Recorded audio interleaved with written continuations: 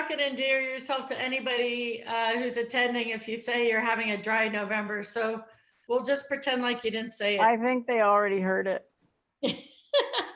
I fully plan to go back to drinking on Tuesday.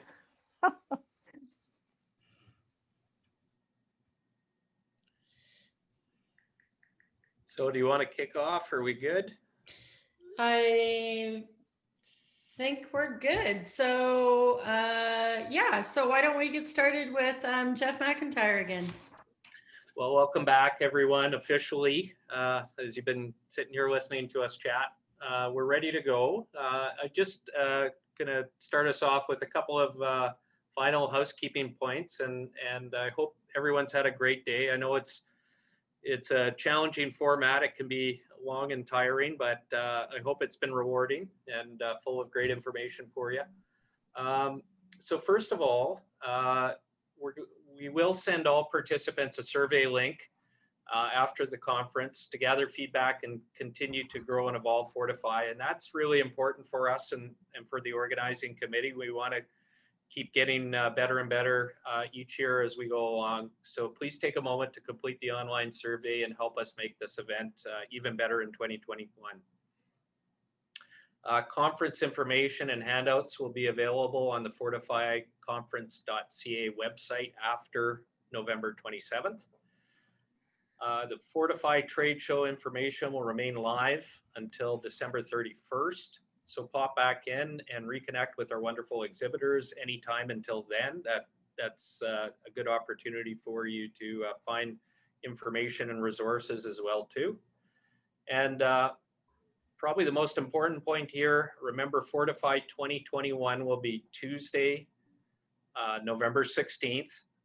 And it says hopefully in person here. I'm gonna go out on a limb here and say, if it's not in person by then, I don't know what, but I might be at the funny farm, but it's back at the Penticton Lakeside Resort, and we look forward to seeing you again in person. It's been too long.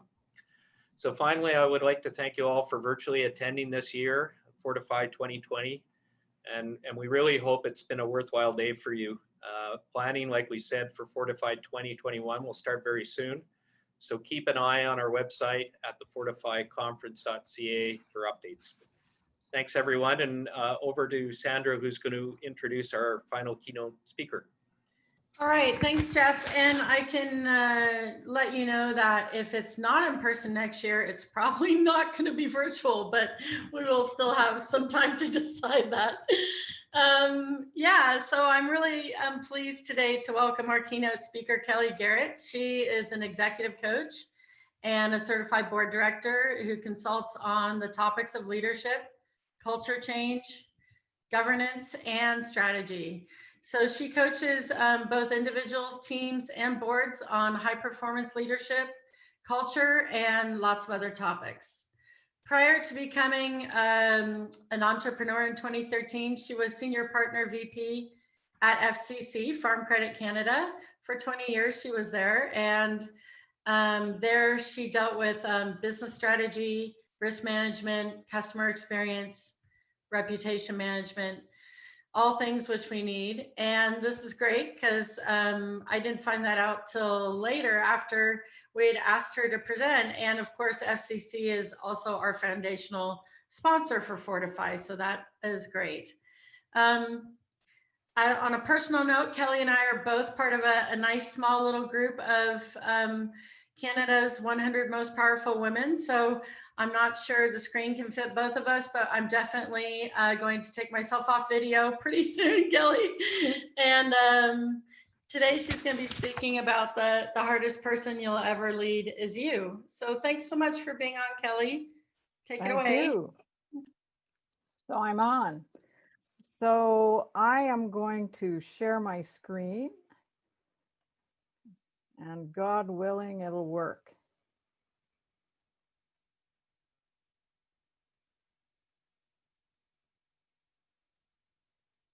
So Sandra, do you see one slide?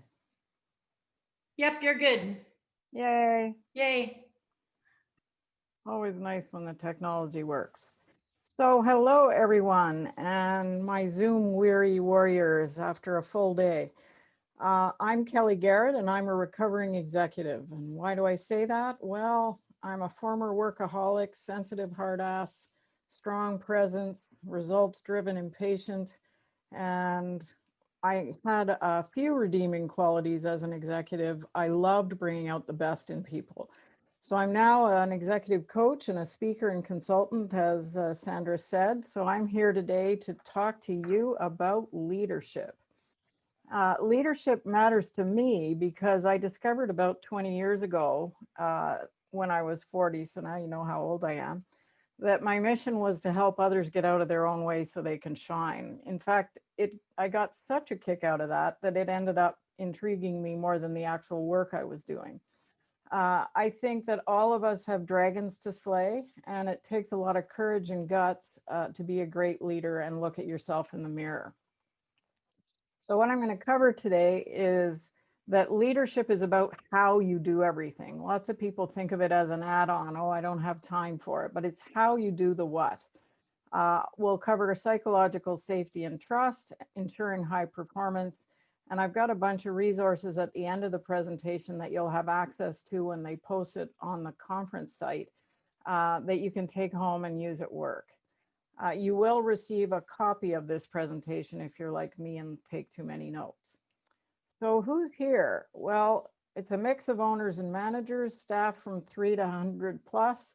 Some want to balance financial focus with growth in terms of their priorities, and others are interested in innovation.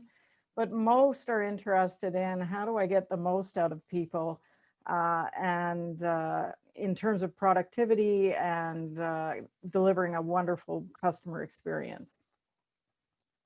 So the top leadership challenge identified beyond the financial for those who answered the survey was people-related issues. Attraction, retention, productivity, as I just mentioned, and marketing, branding, and innovative sales was the second priority. So leadership really is all about the humans. The soft stuff is the hard stuff. Humans are unpredictable. They have unique strengths, flaws, and expectations, and they all seem to have varying degrees of talent and work ethic, ability to play well with others. So why should you care about leadership? You're a busy business owner or a senior leader in an organization. My favorite sector, by the way, wine. I hear there's beer here too, but that's not so much my favorite, but I certainly help prop up the wine industry most of the time. Well, the reason you should care about leadership is that if you want employees to say, stay, and strive, then you need to care about leadership. And what that means is employees with high engagement tend to say good things about the company, so therefore they're good brand ambassadors. They're much more likely to stay, and they strive to go above and beyond what's expected. And the number one reason that people leave companies is because of crappy leaders. Gallup did a study in 2017, and it's been borne out by many other studies that employees join companies, but they leave managers. So it's not just their own boss, but if they are working in a toxic culture and witness other bosses beyond their own, they are less likely to stay. So if you're the owner, you're totally invested, literally, financially, your time, the mind space, headspace that it occupies. The toll of major financial investments and 100% commitment can undermine your leadership because you're so focused on how to ensure that sometimes you're keeping afloat, or in better times, how to increase profitability and so on. So at times you may treat people, even not on purpose, as underlings, or you might think your behaviors are justified if you actually are aware of them. If you're a leader but not the owner's leadership may help or hinder you. So you take your cues from the owner. The business culture may be positive or have toxic elements, and you may be too stretched yourself to spend much time on leadership beyond problem solving. Depending on what the owner is like, they may or may not be the kind of person who welcomes feedback from you. Whether you're the owner or leader, leadership is a big deal. You may not have benefited from leadership training and gone straight to entrepreneurship. And you may have outdated views of leadership, that is equating it with command and control. On the other hand, you might think employees don't really need much from you. So, why do you have to wade in as a leader? And finally, especially right now, stress is rampant, which detracts from our best behavior. So leaders set the tone, and that tone is good or bad. The culture, AKA how you do things around here, performance expectations, productivity, priorities, absolutely everything is set by the tone leaders set. There are multiple leadership styles, and when I asked in the survey, how would you describe your style? A number of people said lead by example, others said inclusive, and others said some others said democratic, and finally, some lovely souls said caring. So I would say that every style has its strengths and flaws. It's what you do with that leadership style and whether you stick just to one particular style. So there are literally thousands of books written about leadership styles. This one covers pretty well all of them. Korn Ferry Hay Group put it out, and it ranges from directive and visionary to participative and coaching. And they all have their strengths and their flaws. So leading by example, for example, is do as I do as a strength. Setting an example might be a visionary and directive leader. But the flaw overdone is do as I do might mean lack of communication. And sometimes lead by example may mean the example is negative. Results at all costs, people are cogs, disrespect, what have you. The more participative leadership style, which tends to be inclusive, the strengths there are they welcome input, good trust, team spirit, may even invite feedback on themselves, which is enlightened. The flaw, if it's overdone, is they may not be clear with employees about what is the owner's decision or the boss's decision. Not everything can be consensus. And they may send the message that employees expect involvement in every decision. The caring leadership style, often associated with coaching, they likely have strong empathy, encouraging, a coach approach, but the flaw may be that they fail to hold people accountable, may avoid giving feedback because they don't want to hurt someone, may avoid constructive conflict and vigorous debate, and may even send the result, not on purpose, that results don't matter. So what style is best? Well, really, it depends. Situational leadership is about what suits the situation at hand. There may be times like in a crisis, and you may have found this at the outset with COVID, that it is appropriate to adopt a more directive style. At other points, it's more appropriate to adopt a coach approach or a delegating approach where you provide support, but not in a strong way because you unleash them to go do work that they know how to do.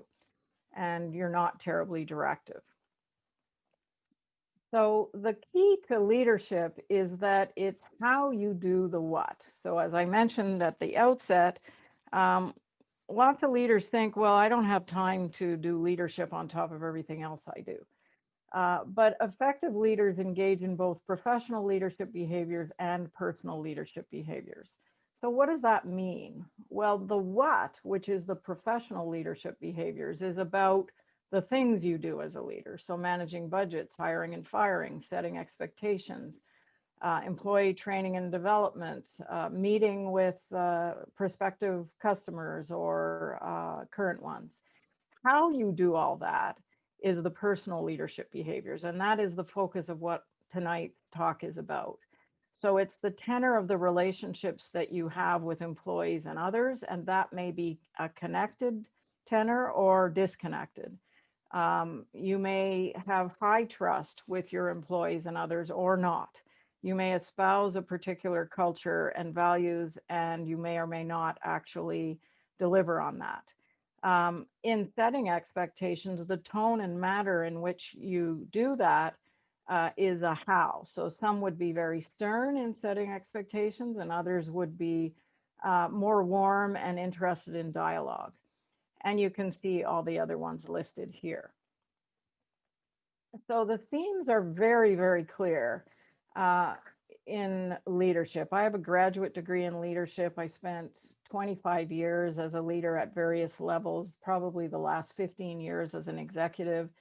And the themes are very much around the importance of trust, psychological safety, constructive conflict, and vulnerability. If you do not have trust and psychological safety, you will not have constructive conflict. In fact, you may not have conflict at all, and you might think that's groovy, but when you don't have conflict in the workplace, it usually goes underground, and that's not healthy. So what I say when I'm coaching leaders or giving talks, when they say, I don't have time for more leadership than I already do, is, well, do you want to optimize your business success? Because there are clear and compelling results that show that if you pay attention to leadership and how you do the what, you will optimize how well your business does.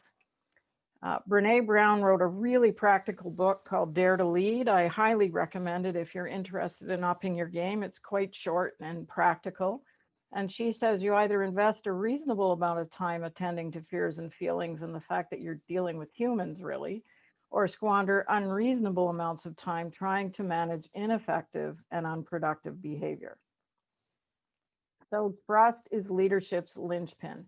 If you remember nothing else from tonight, or you want to sign off right now, this slide is the most important one.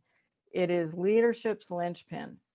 And super wise dude 2,000 years ago said, he who does not trust will not be trusted, Lao Tzu. So compared to companies in the lowest quartile, people working in companies in the top quartile of trust are 76% more engaged, 50% more productive, and 50% more likely to stay. So if you care about morale, productivity, and retention, guess what? You got to care about trust. So I'm going to give you some ideas on how to improve your leadership, zeroing in on these 4 elements: emotional intelligence, psychological safety, building trust, and ensuring high performance. So what do the best leaders have in common? Well, it's a high degree of emotional intelligence. And emotional intelligence is twice as important as technical skills or IQ, yet most of us who become leaders, especially senior leaders, we got promoted or we decided to become an entrepreneur because we have strong technical skills and IQ. But it's emotionally intelligent leaders who boost the bottom line, because you're trying to get results out of people, and people require emotional intelligence to deal with them. So the 5 components of emotional intelligence are listed here. I'll start with self-awareness. So self-awareness is about looking in the mirror and seeing yourself as clearly as possible, because when you see yourself clearly, you can also see your companies clearly. And it's easy to overlook self-awareness because as the most senior leader or a senior leader, if you're an owner or a leader reporting to an owner, you tend to look outward when you're problem solving, especially when it comes to people issues. You don't tend to look in the mirror easily because you're so busy looking outward. But people admire candor, and people admire leaders who are self-aware and are even able to laugh at themselves. So mastering the art of understanding another person is a never-ending journey of understanding yourself. And as I called this talk, the hardest person you'll ever lead is you. I mean that, because self-awareness is a journey, and it's really hard for us humans to look in the mirror. The second element of emotional intelligence is self-regulation. So what does that mean? Well, it means controlling disruptive impulses, thinking before acting. For example, a manager whose team has botched something might want to get angry or might express frustration. But if you have a gift for self-regulation, you'll ask questions, consider the reasons for the failure, and work with them to come up with a solution. So in other words, you're able to self-manage what you're experiencing. Motivation is the third element of emotional intelligence. And that's about setting the bar high for yourself and the company. It's a trait that virtually all great leaders have, and that's the ability to motivate others. And when we motivate others and are serving as a great leader, we can get people to achieve more than they thought they could achieve. The fourth one is empathy, which is an ability to sense where others are at and provide effective support. So I say effective because in the work context, it's not about singing Kumbaya and hugging everyone all the time, which actually you're not allowed to do now. But it is about providing appropriate support. It's the ability to sense where others are at and to help them navigate whatever it is they're facing. So you might sense that one of your employees is experiencing extreme stress. You may not think it's warranted, but it doesn't matter. You have the empathy to discern that they are experiencing that stress and provide appropriate support. The final one is social skill, which is being good at interpersonal relationships and collaboration. We get work done in relationship with other people. Social skill, interpersonal skills are extremely important as a leader. So how do you boost your emotional intelligence? You might want to actually take an emotional intelligence assessment. The EQI is a popular one.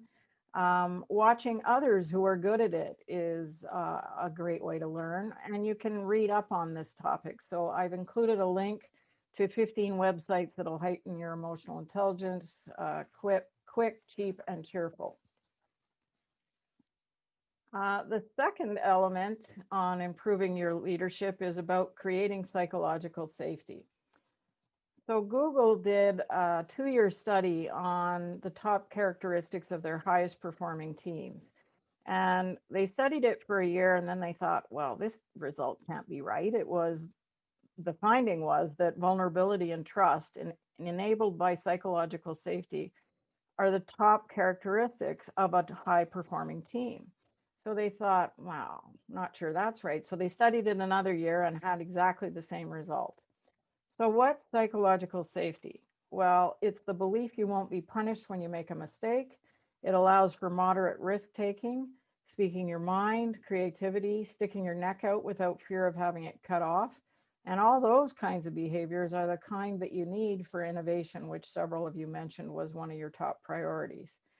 So some of the teams at Google now survey employees with questions like, how confident are you that you won't receive a retaliation or criticism if you make an error or, admit an error or make a mistake?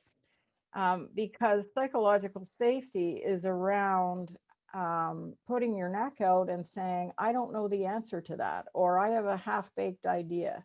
That's what vulnerability is. So I asked the question, is it safe for your employees to disagree with you? And just like every other audience that I speak to, everyone said, yes, absolutely was the answer from quite a few.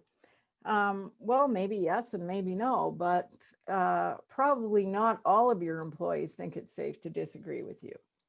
Just saying. So what are the causes of psychological safety? Well, the first one, no surprise, is leader behavior.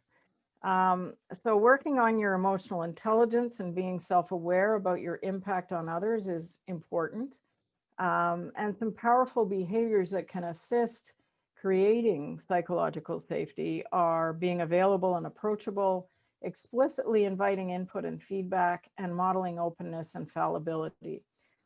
Just to couple of comments on explicitly inviting input and feedback. I've worked with a ton of leaders who say, well, I do ask for feedback. I'll say, so what could I do better? And then no one says anything, and we're at a team meeting, and I say, okay, well, let's go on to the next agenda item. When we are in a position of power and we say, is there anything I should improve? And the group is sitting there, no one's going to take you on, even if you're a leader who does generally invite feedback. What you need to do is one-on-one say to an employee, you know, when we were at that meeting last week, I think it was a little bit too hard on the team when I said X and Y. What do you think? What you've just done is you've criticized yourself, and you've opened the door with a very specific example that it is okay for them to weigh in and say, yeah, I think you could have done better. And what I observed was ABC. So it's not good enough to just ask a blanket, well, is there anything I could do better? The second cause of psychological safety is group dynamics.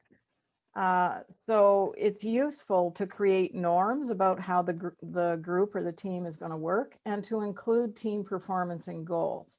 What I mean by that, if you set people up to know that their performance is going to be measured not just based on individual results, but on team results, they will then have a what's in it for me to focus on making sure the team dynamics are good. The third cause of psychological safety is trust and respect. So trust is at the heart of creating a safe environment, and I'll talk a bit more about that in a few minutes. And respect is table stakes. And as a leader, you reap what you demonstrate. There's significant overlap between trust and psychological safety as it relates to vulnerability. So trust could be defined as the willingness to be vulnerable based on perceptions of someone's or something's trustworthiness. So if you don't feel like the leader or the owner is trustworthy, you're not going to be willing to be vulnerable and put yourself at risk. Supportive and trusting relationships promote psychological safety, whereas lack of respect makes people feel judged or inferior, and that also keeps them quiet and they keep their opinions to themselves. So trust is at the heart of creating a safe environment. The fourth item is practicing skills. So what does that mean? Well, it means that you focus on learning and after action reviews, AKA old term for this was postmortems. And so when something doesn't go so great, you roll up your sleeves as a team and talk about what went well, what didn't go well, what could we have done differently. And if your team really is high on psychological safety, you may even have individuals weigh in and say, well, I could have done X better. One of the things you can consider doing on the practicing front in terms of group dynamics and trust and respect is, say you've put norms together on how you're going to interact with each other. You might consider having a rotating observer role at your meetings, and that person would say at the end, well, here's what I observed in terms of how we did on norms and how much we shared the talking stick, you know, so-and-so was a little dominant at this meeting and so on. And the final cause of psychological safety is a supportive context. What is the culture at your workplace? How do people interact with each other? If you have values, are they just a plaque on the wall, or have you operationalized them? What kind of resources do you provide people to do their job? Is information shared freely? Are you transparent, or is it really hierarchical and limited? I'm going to breathe there, Sandra. Are there any questions or comments before I barrel along? Yeah, I've got one. When building trust and showing vulnerability to your staff, at what point do we cross the line between employer and employee relationship into something that's too personal? Well, it's funny, whoever asked that, Brene Brown said that she got asked by a leader, okay, I really want to be vulnerable. I really want to be a courageous leader. How often should I cry in front of my staff? And she said, that's not what it's about at all. So Vulnerability and it is not about oversharing. In fact, it's one of the myths of vulnerability that Brene gets into in her book, Dare to Lead. Vulnerability is you as a leader saying, I don't know when you're asked, what should we do next? And to say, I don't know is a vulnerable statement, especially as a leader. To say, I made a mistake as a leader is a vulnerable statement. So it's not necessarily about oversharing. Depending on your relationship with your staff, you may want to go further in vulnerability and say, you know, this kind of thing is hard for me. I'm an introvert. I have a really hard time in the moment if conflict has erupted on the team in a meeting.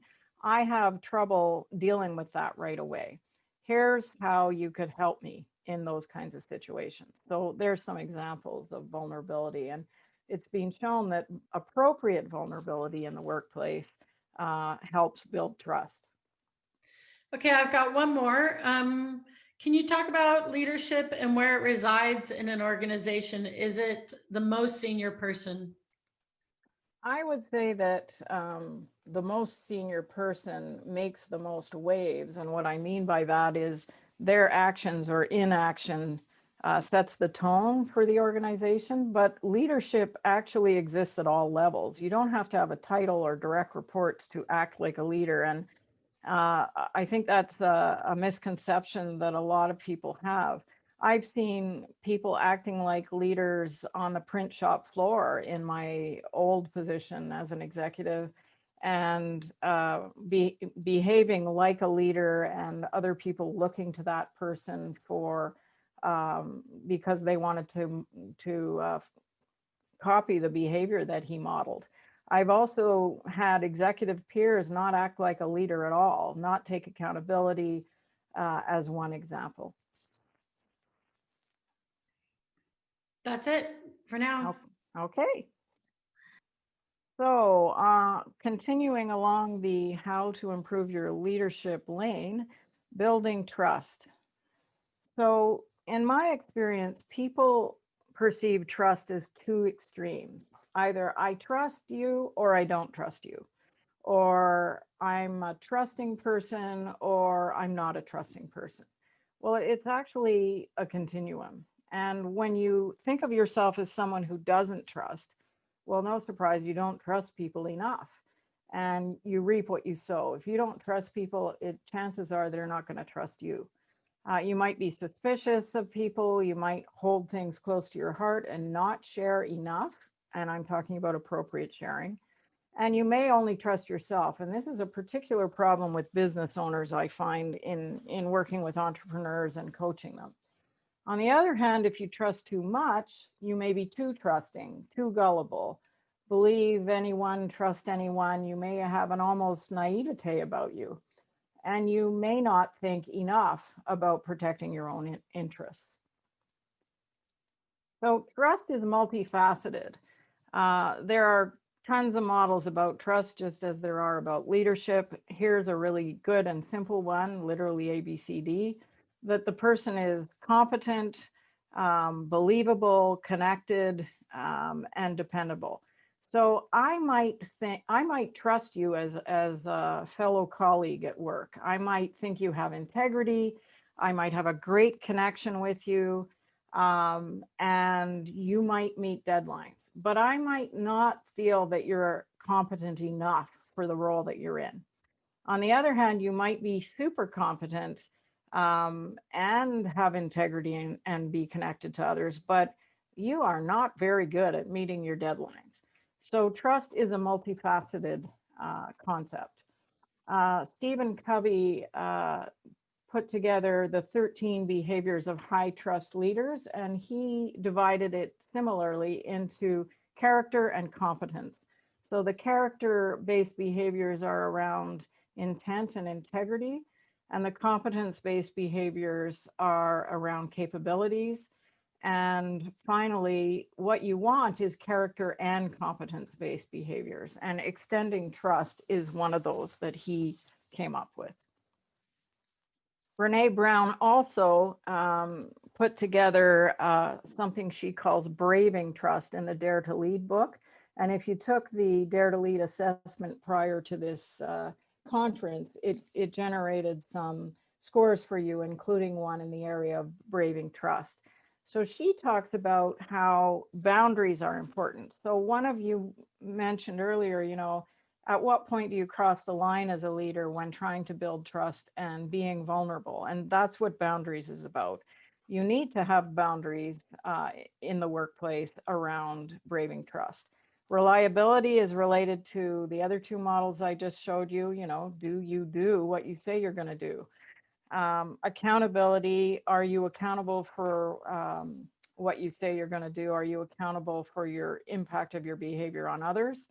Vault is an interesting one because what it means is that you will honor confidences. So what I share with you, you'll hold in confidence and vice versa.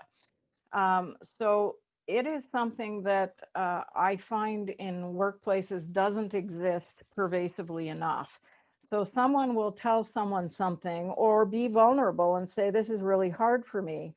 And then the person they shared it with will go and talk about them with someone else and not necessarily in a complimentary way.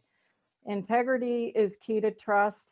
Non-judgment is also one of the elements that Brene came up with.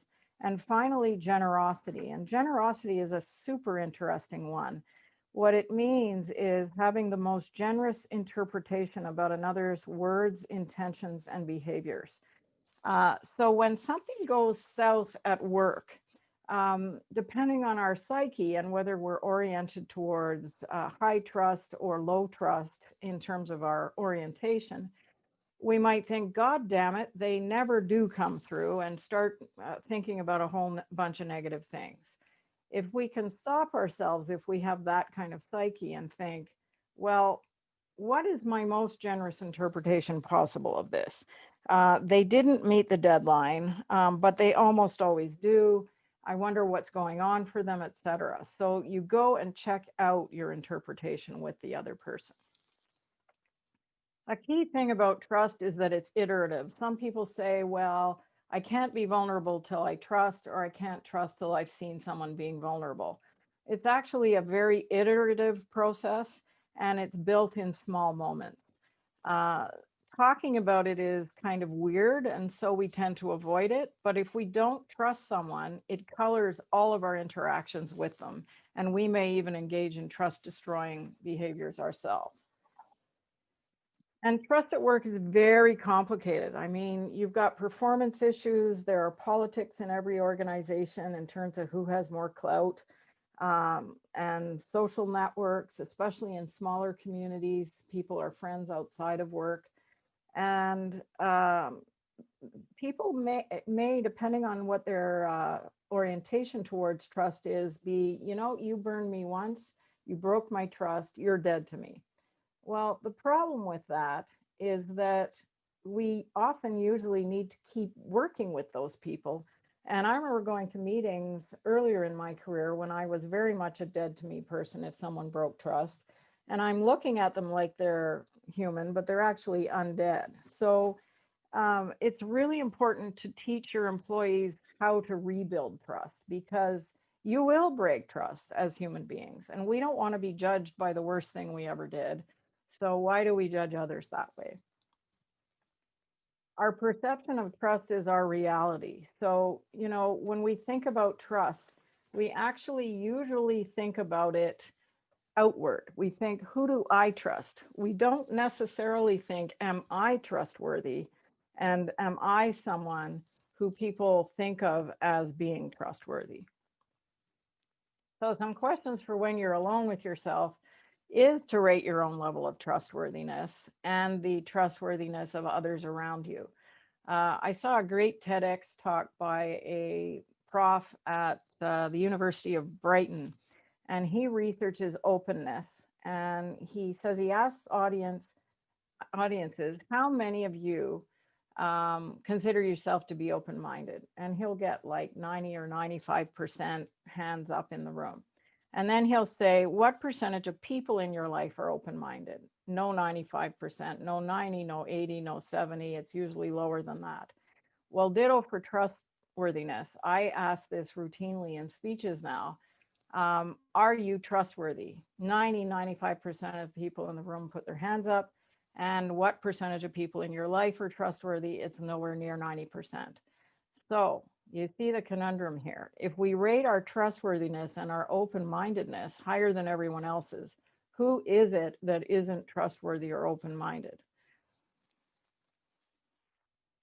I saw a great quote just today, actually, that earning the trust of others isn't a one-shot deal. And authority does not bestow a ticket valid for life. You need to punch your ticket daily. So building trust and keeping it going is not a once and done thing. A little note on trust and teams. So just because a bunch of people work together doesn't mean they're a team. A team is a group of people who trust each other. So high performing teams are really good at trust. They understand what makes it and breaks it, and they are not interested in practicing tolerance for those who tear it down. There's a great book called The 5 Dysfunctions of a Team by a guy named Patrick Lencioni. And he built a model that is here in front of you. And it's based on the notion that without trust, you're not going to engage in constructive conflict. You're going to have muddy commitment. People are going to avoid accountability, and there may be inattention to results. So he says the remedy to absence of trust is to build vulnerability-based trust, which is believing that teammates have good intentions. And so that's sort of like Brene Brown's generosity element of braving trust, and that there's no reason to be cautious or defensive. Brene spends half of the Dare to Lead book on vulnerability because it's that important to trust and being a good leader. And she says, you shouldn't expect vulnerability is fun and get comfortable being uncomfortable. She calls it embrace the suck, but I like get comfortable being uncomfortable better. So some of the ways you can model vulnerability as a leader, I referenced earlier when we got the question, to say, I don't know, to say, I need help, to say, oops, I made a mistake, I screwed up, I'm accountable, how can I fix it? And once you've built trust, then you can focus on constructive conflict, because you can't have constructive conflict if you don't have vulnerability-based trust. So the problem is that you can't solve hard issues without conflict, but the conflict isn't going to be constructive without trust. So if humans are involved in your office, and I'm assuming they are, all kinds of situations produce conflict. And I've listed a bunch here, and you can think of your own. But everything has the potential to produce conflict, including different personalities, different unclear roles, extreme time pressure, you name it. There are many different styles of dealing with conflict. What's important as a leader is that you understand what your default style is and that you're able to flex and not use it all the time. So for example, if your style with conflict is avoidant, you're not going to be forcing issues into the open that need to be addressed, and then the conflict will go underground, and that's toxic. So you need to balance goals and how hard you push for what you want with relationships. So how hard do you try and please others and keep relationships strong? And I've got a chart here for your viewing pleasure later if you care to come back to the presentation on what each looks like in terms of constructive and destructive behaviors, as well as some ideas on how to calm conflict. So the final way to improve your leadership is to ensure high performance. It's really great to focus on trust and vulnerability and psychological safety and all the other things I've talked about tonight. But if you're not ensuring high performance at the same time, you may have a lovely culture, but you're not going to get much done. So you need to focus on both. So smart organizations are good at classic business fundamentals. They're good at the what. Healthy organizations are good at the what as well as the how, which is leadership, teamwork, culture, even how you run meetings. So this is from a book also by Patrick Lencioni called The Advantage. It's a very thin book and it's just excellent. He says organizational health hinges on four areas. And the first is build a cohesive leadership team. So if you have more than one leader at your organization, you need a cohesive team. Why? You want to make sure you're consistent in terms of how you're dealing with employees. And you also want to make sure you're sending the same signals in terms of how performance is going to be measured and so on. The second one is create clarity. So as a leadership team, you need to create clarity around what the business's priorities and targets and roles and how you're going to measure performance, culture, everything. And then you need to communicate it with employees. And you don't need to just communicate it, you need to over communicate it. Leaders often get bored with communicating the same stuff over and over. But employees need to hear it over and over for them to know you're serious about whatever you've indicated is a priority. And finally, as if that weren't enough, you're supposed to reinforce clarity. And that is ensuring everything you do and the how reinforces what was promised. So I asked the question, how many of you measure employee engagement? And about 2/3 said we do, and 1/3 said we don't. Most organizations would not think of not keeping an eye on the financial metrics, perhaps productivity and efficiency if you're in production. You need to measure the how as well, and employee engagement is one of the markers here. So it's not good enough to only focus on the quantitative. One of the ways you can hold employees accountable is to use magic feedback. So you want to make sure that you are striving for high performance, but you want to also make sure that the way you hold employees accountable is based on that trust and psychological safety.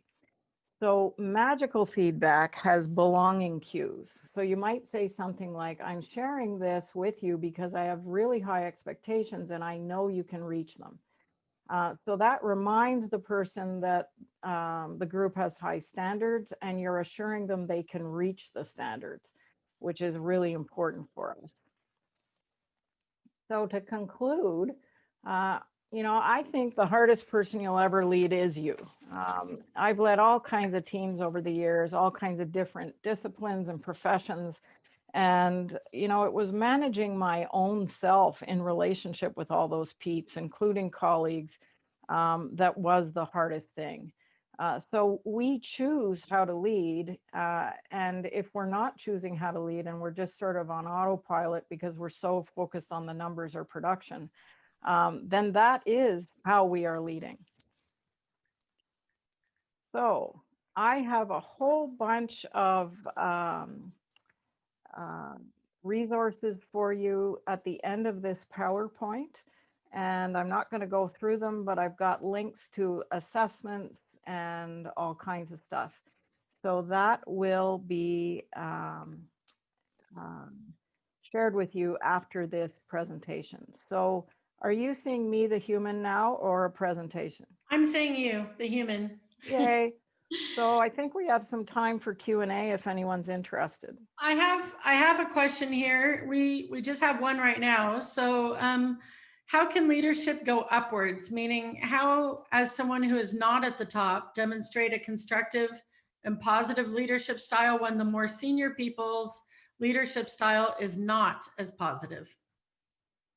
Well, I think all of us have free agency. And so one of the things that's really hard, if that is going on, is we can tend to fall into a habit of venting or criticizing the higher ups to our peers or others if they report to us. And that's a trap we should not get into. I don't know what it is about organizations, but I swear the walls have ears.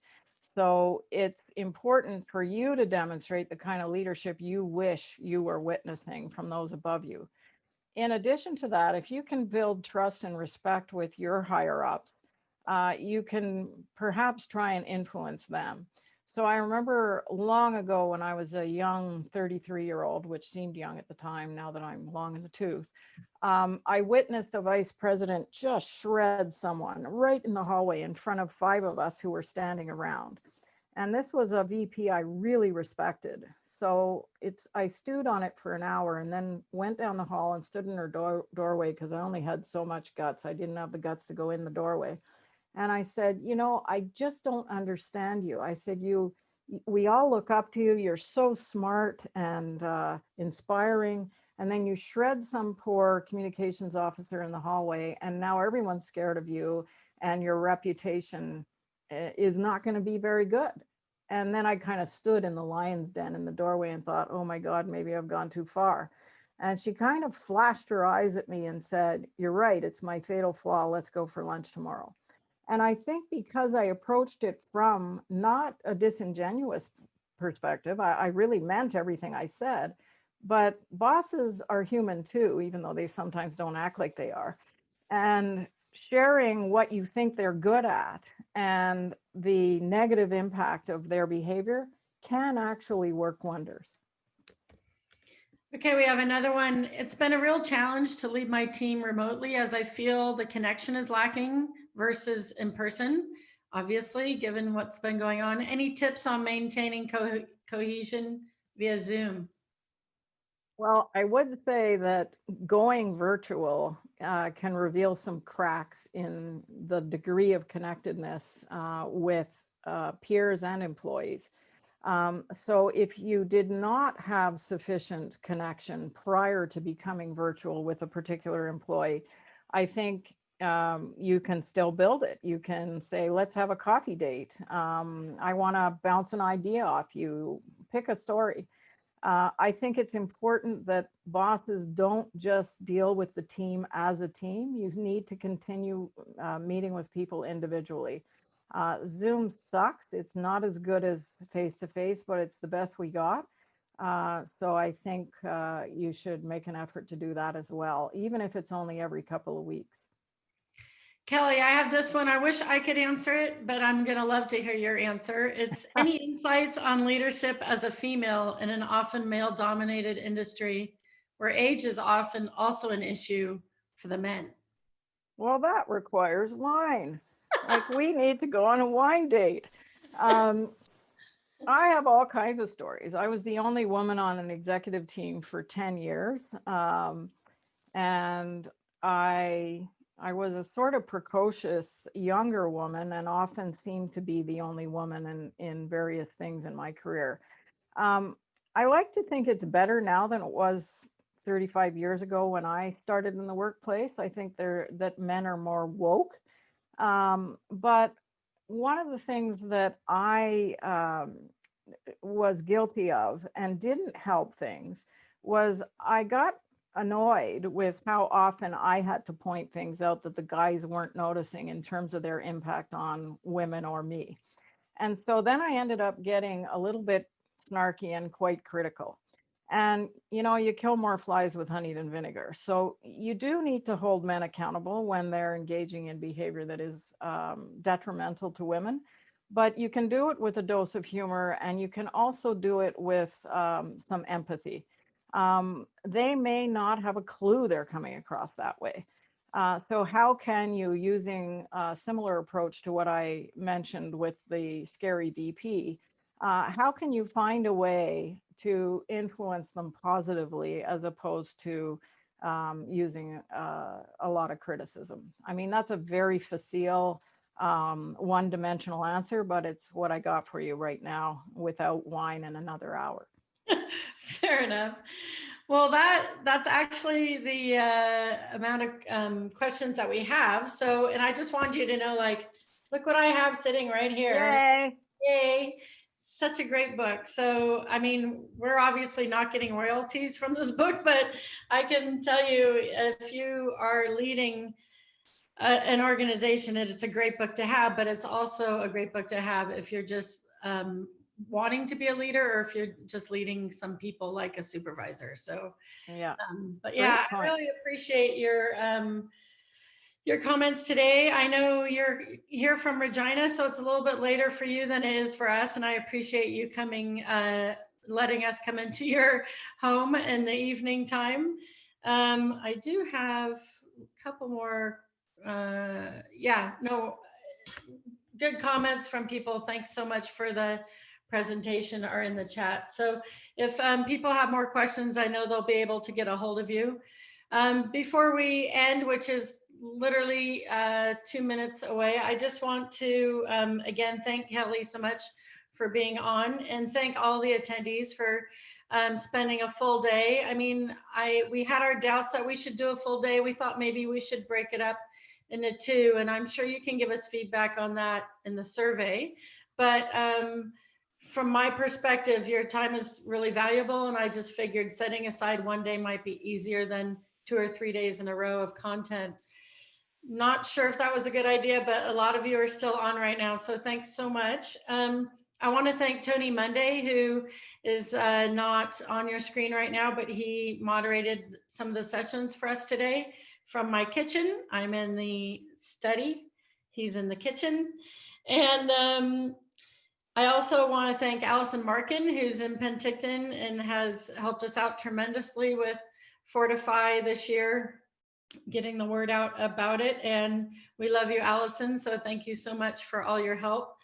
Remy Lefebvre, he is not on anymore, but none of this could happen without him. He is our technician who's based out of Nova Scotia. So like, that was something I'll probably never want to do again. But if I had to work with anybody, it's him. And so if anybody is looking for a tech assistant in Canada, I highly recommend Remy Lefebvre. If you are looking, let me know and I'll send you to him.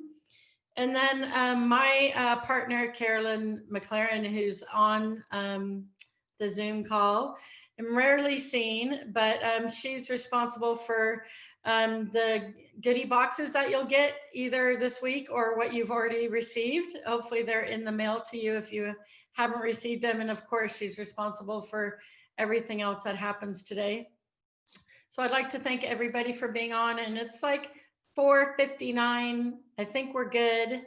I wish all of you guys well and to be safe and have an excellent winter and a very successful 2021. Here's to getting rid of 2020. Yay. Thanks, everyone. Thank you. Thanks, everyone.